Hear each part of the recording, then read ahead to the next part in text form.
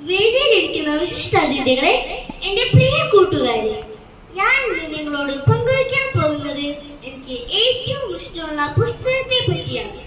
ടോട്ടോജാൻ ജനാലയ്ക്കരികിലെ വികൃതിക്കുട്ടി. എന്റെ അമ്മ കുഞ്ഞായിരുന്നപ്പോൾ അമ്മയുടെ അമ്മ അവർക്ക് സമ്മാനിച്ചതായിരുന്നു ഈ പുസ്തകം.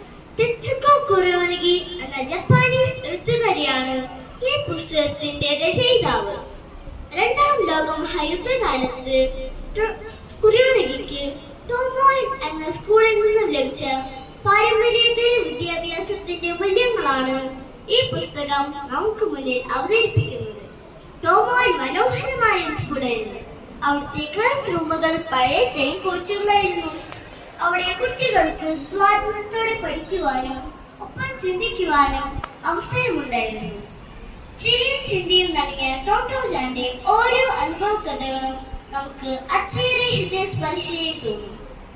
കുട്ടികൾക്ക് അവർക്ക് ഇഷ്ടപ്പെട്ട വിഷയങ്ങൾ പഠിക്കാമെന്നതായിരുന്നു അവിടുത്തെ നിയമം.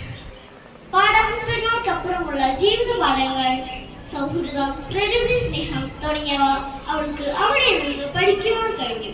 ഓരോ കുട്ടിയും വ്യത്യസ്തരാണെന്നും മറ്റുള്ളവരെ മനസ്സിലാക്കി പഠിക്കാൻ സഹായിക്കണമെന്നുമാണ് ടോട്ടോജാനിലൂടെ എനിക്ക് മനസ്സിലായത്. എന്റെ എല്ലാ കൂട്ടുകാരും ഒരിക്കലെങ്കിലും ഈ പുസ്തകം വായിക്കണമെന്ന് ഞാൻ ആഗ്രഹിക്കുന്നു.